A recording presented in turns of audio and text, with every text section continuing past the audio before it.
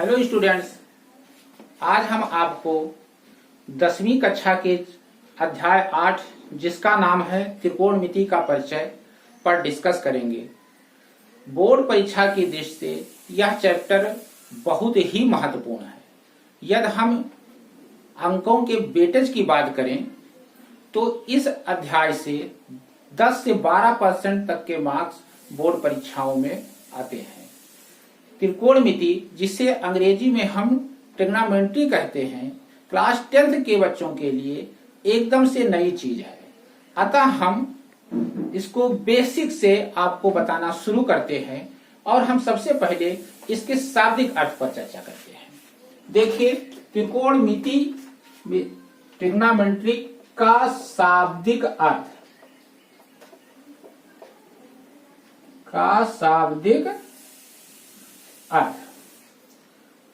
आप सब त्रिकोणमिति को अगर जो देखें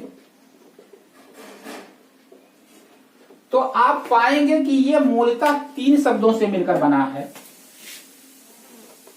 त्रिधन कोण धन मिति। त्रि का अर्थ हुआ 3, कोण मीन्स कोण और मिति मीन्स मापन। त्रिधन कोण धन मिति, जिसका बारी बारी देखिए अर्थ है 3 कोण मापन, अर्थात 3 कोणों का मापन। 3 कोणों का मापन। अब आप ट्रिग्नोमेट्री, आपको जैसे अभी बताया कि त्रिकोणमिति को अंग्रेजी में ट्रिग्नोमेट्री कहते हैं, तो इस शब्द को देखिए तो आप पाएंगे कि यह भी ग्रीक भाषा के 3 शब्दों से मिलकर बना है। ट्राइगन प्लस मेट्रान। ट्राई का अर्थ हुआ 3, गान मीन्स भुजा, मेट्रान मीन्स मापन, अर्थात 3 भुजाओं का मापन। 3 भुजाओं का मापन। तो अब इनके शाब्दिक अर्थ से आप इस निष्कर्ष पर पहुंचते हैं कि त्रिकोणमिति में हम मूलतः किसी त्रिभुज के भुजाओं और कोणों के बारे में अध्ययन करते हैं। तो इसी आधार पर हम आपको त्रिकोणमिति की परिभाषा बता रहे हैं। त्रिकोणमिति की परिभाषा। त्रिकोणमिति की परिभाषा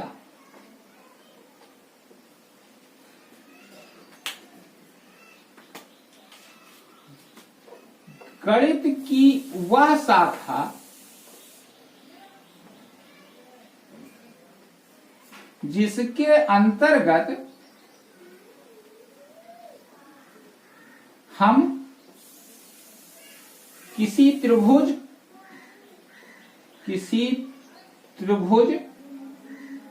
की भुजाओं एवं कोणों के बीच संबंधों का अध्ययन करते हैं।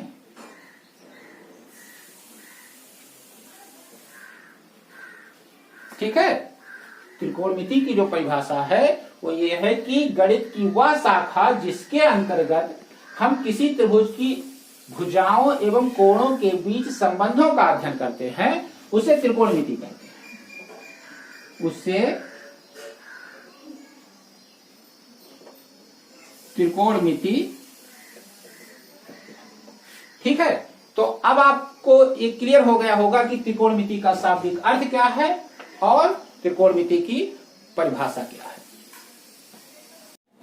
हाँ बच्चों, तो त्रिकोणमिति की परिभाषा जानने के बाद आपका अगला हेडिंग है वो है त्रिकोणमितीय अनुपात, ट्रिग्नोमेट्रिकल रेशियोज। त्रिकोणमितीय अनुपात बेसिकली समकोण त्रिभुज पर आधारित होता है।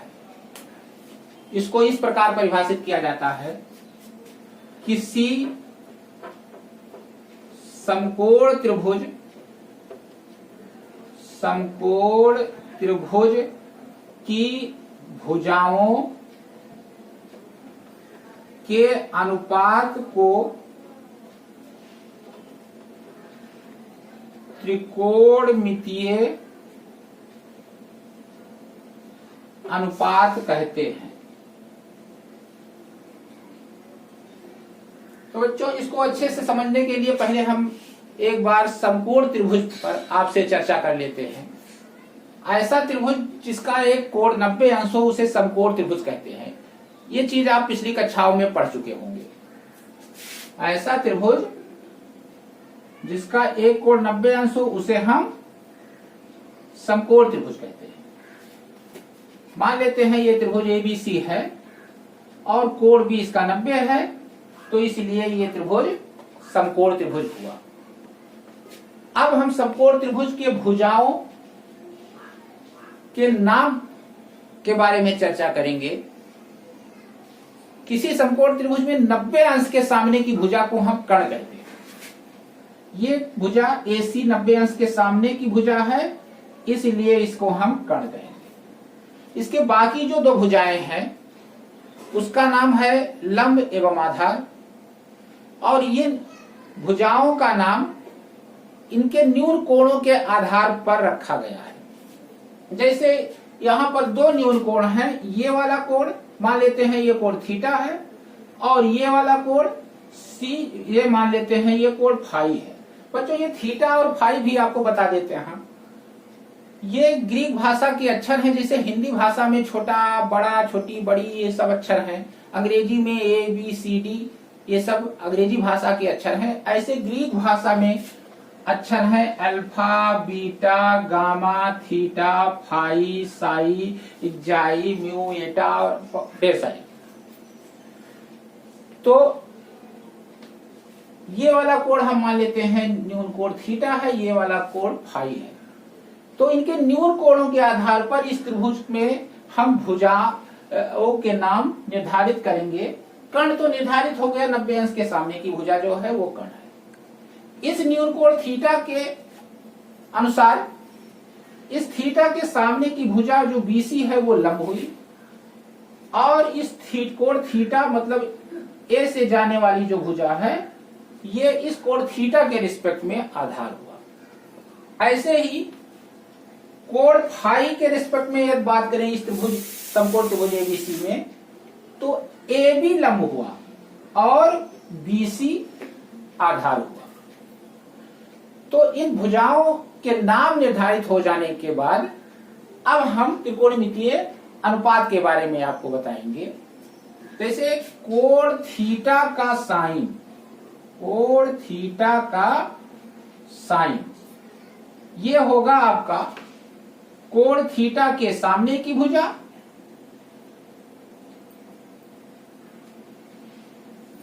बटा कर्ण।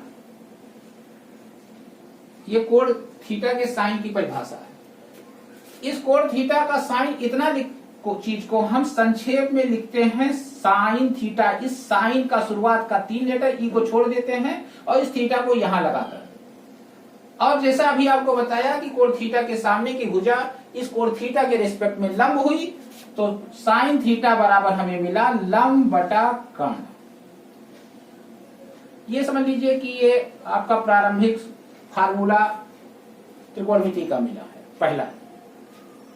ऐसे ही अगला त्रिकोणमितीय अनुपात कोण थीटा का कोसाइन, साइन के बाद कोसाइन, तो ये होता है कोण थीटा से संलग्न भुजा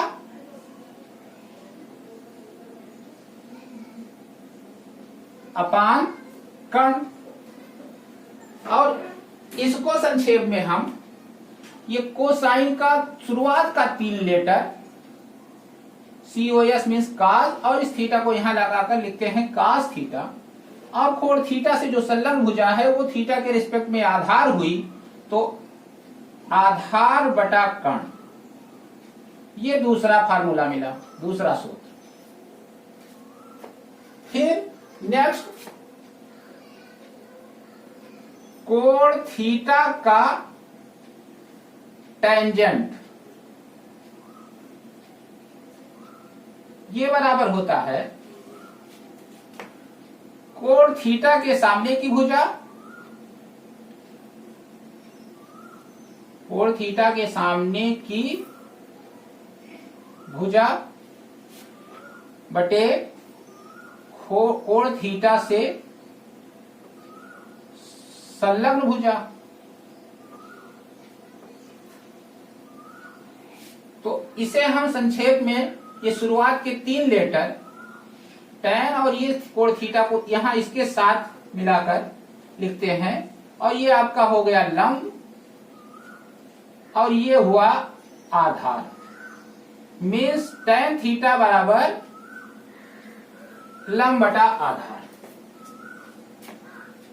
अब हम इसी अनुपात को उलट उलट करके नया अनुपात प्राप्त करते हैं। जैसे ये लंब और आधार का अनुपात था, अब आधार और लंब का अनुपात लेते हैं।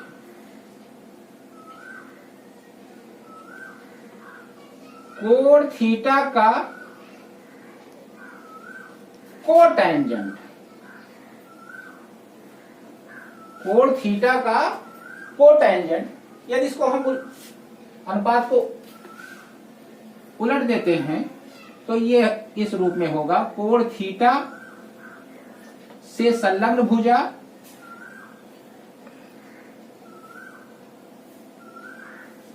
अपान कोण थीटा के सामने की भुजा।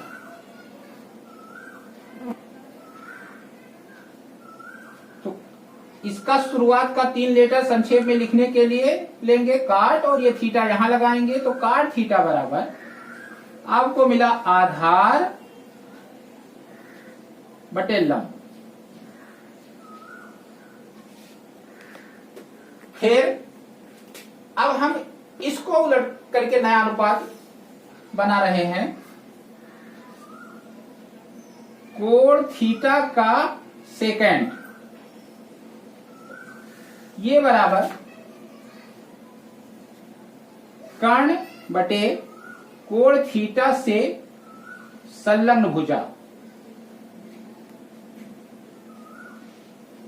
तो इसे संक्षेप में लिखेंगे शुरुआत के 3 लेटर सेक और ये थीटा इजकल टू कर्ण अपान आधार। तो ये आपको 5वां फार्मूला मिला थीटा इजकल टू कर्ण बटे आधार। फिर अब इसकी बारी है कोण थीटा का कोसेकेंड, ये सेकेंड इसमें आगे को लगा करके कोसेकेंड SECANT कोसेकेंड ये बराबर होगा कर्ण बटे कोण थीटा के सामने की भुजा।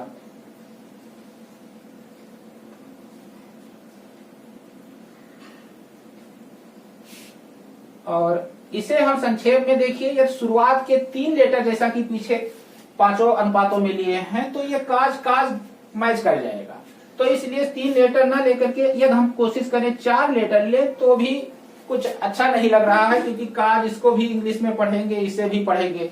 तो यहाँ हमारे पास मजबूरी है, यहाँ हम 5 लेटर लेते हैं संक्षेप में लिखने के लिए और ये थीटा यहाँ लगा करके इसे बोलते हैं कोसेक थीटा और ये आपका हुआ कर्ण बटे लंब।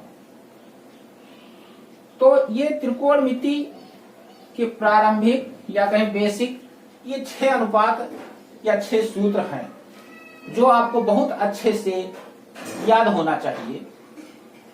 और इसको नोट करने के बाद आप इसमें कुछ रिजल्ट देखिए। देखिए साइन थीटा है लंब बटे कर्ण। 1 मिनट इसको साथ।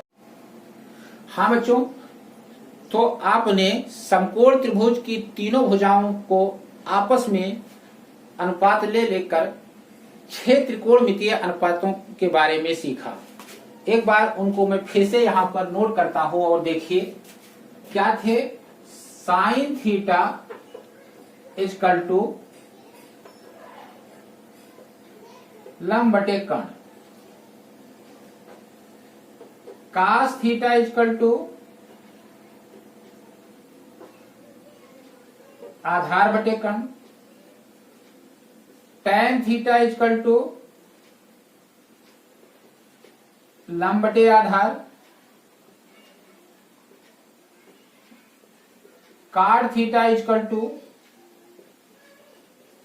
आधार बटे लंब, sec थीटा कर्ण बटे आधार और कोसेक थीटा कर्ण बटे लंब। ये 6 त्रिकोणमितीय अनुपात जो है इसे अभी आपको हमने बताया। अब इन दोनों पर जरा ध्यान से देखें। साइन थीटा लंब बटे कर्ण, कोसेक थीटा कर्ण बटे लंब, मतलब ये दोनों एक दूसरे के अपोजिट है। यदि इन्हें हम आपस में मल्टीप्लाई करें तो हम पाते हैं sine theta into cosec theta बराबर लंब बटे कर्ण इंटू कर्ण बटे लंब। अब लंब कर्ण से कर्ण कैंसिल, लंब से लंब कैंसिल, मीन्स हमें मिला sine theta into cosec theta equal to 1। ठीक है, दूसरी भाषा में हम इसे कह सकते हैं sine theta equal to 1 upon cosec theta और cosec theta equal to 1 upon sine theta. आपको इसे भी याद रखना होगा, इसे भी आपको याद रखना होगा। Sine theta equal to 1 upon cosec theta, cosec theta equal to 1 upon sine theta. Trigonometry के प्रॉब्लम सॉल्व करते समय इसका भी बहुत उपयोग होता रहता है। ऐसे ही आप कास थीटा और सेक थीटा को देखिए। कास थीटा आधार बटा कर्ण, सेक थीटा कर्ण बटा आधार। तो आप पा सकते हैं cos theta equal to 1 upon sec theta and sec theta equal to 1 upon cos theta. एवं